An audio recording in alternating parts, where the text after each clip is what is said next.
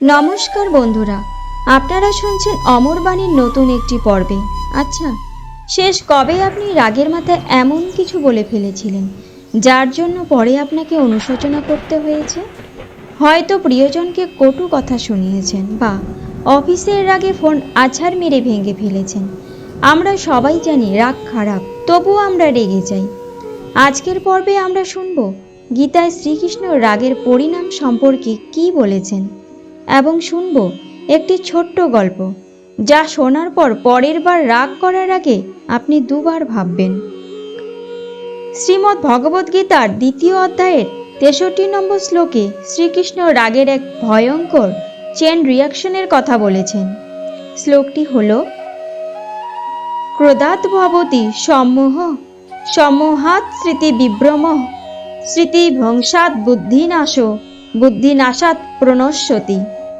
এর অর্থ হল, ক্রোধ বা রাগ থেকে অত্যন্ত মূঢ়তার সৃষ্টি হয়, মূঢ়তা থেকে স্মৃতিভ্রম হয়, অর্থাৎ কোনটা ঠিক আর কোনটা ভুল তা মনে থাকে না। স্মৃতিভ্রম থেকে বুদ্ধি নাশ হয়, আর যার বুদ্ধি নাশ হয় তার সর্বনাশ বা পতন নিশ্চিত। লক্ষ্য করুন, শ্রীকৃষ্ণ এখানে বলছেন না যে রাগ হলে মানুষ খারাপ হয়ে যায়। তিনি বলছেন রাগ হলে মানুষ বোকা হয়ে যায়, তার বুদ্ধির বিনাশ ঘটে। আর বুদ্ধি ছাড়া মানুষ তো চালকহীন গাড়ির মতো, অ্যাক্সিডেন্ট হবেই। বিষয়টি বোঝার জন্য আপনাদের একটি খুব সুন্দর গল্প শুনুন। এটি একটি পুরনো জেন গল্প। একবার এক সন্ন্যাসী ঠিক করলেন তিনি নির্জনে ধ্যান করবেন। তিনি একটি ছোট্ট নৌকা নিয়ে মাছ নদীতে চলে গেলেন। সেখানে নোঙর ফেলে চোখ বন্ধ করে গভীর ধ্যানে মগ্ন হলেন। চারপাশ নিস্তব্ধ, শুধু জলের কুলুকুলু শব্দ। অনেকক্ষণ কেটে গেল। সন্ন্যাসীর মন তখন গভীর শান্তিতে।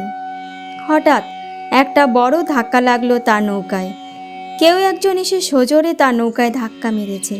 মুহূর্তের মধ্যে সন্ন্যাসীর চোখ খুলে গেল। তার প্রশান্ত মন রাগে ভরে গেল।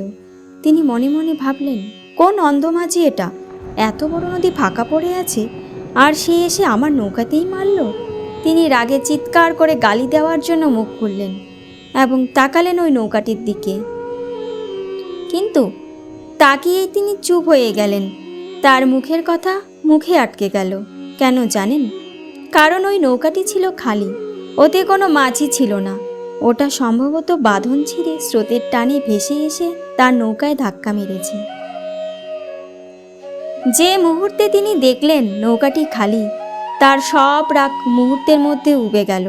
কারণ রাগ করার মতো তো কেউ নেই। কার উপর রাগ দেখাবেন? একটা কাঠের নৌকার উপর? তখন সন্ন্যাসী এক অদ্ভুত সত্য উপলব্ধি করলেন। তিনি বুঝলেন, রাগ ওই নৌকাটির জন্য তৈরি হয়নি। রাগটা তার নিজের ভেতরেই ছিল। বাইরের ধাক্কাটা তো শুধু একটা অজুহাত মাত্র। বন্ধুরা, আমাদের জীবনটাও ঠিক এই গল্পের মতো। আপনার বস, আপনার ট্রাফিক জ্যাম, আপনার অবাধ্য সন্তান বা ঝগড়াটে প্রতিবেশী, এরা সবাই সেই খালি নৌকার মতো। তারা শুধুই স্রোতে ভেসে আসা এক একটি পরিস্থিতি। কেউ আপনাকে অপমান করলো, সেটা তার সংস্কার, তার সমস্যা। সে একটা খালি নৌকা। রাস্তায় জামে ফেসে গেলেন, সেটা একটা পরিস্থিতি, একটা খালি নৌকা। যখন আপনি ভাবেন যে ওই লোকটা ইচ্ছে করে আমার ক্ষতি করলো, তখনই আপনার রাগ হয়। অর্থাৎ আপনি ভাবছেন ওই নৌকায় কেউ বসে আছে যে আপনাকে টার্গেট করছে। কিন্তু যখন বুঝবেন এগুলো জীবনের অনিয়ন্ত্রিত ঘটনা মাত্র, তখন রাগ আর টিকবে না। গীতা বলছে, যখনই রাগ আসবে মনে করবেন আপনার বুদ্ধি বা বিচার শক্তি লোপ পাচ্ছে। তখন কোনো সিদ্ধান্ত নেবেন না, শুধু ভাবুন সামনের নৌকাটা খালি।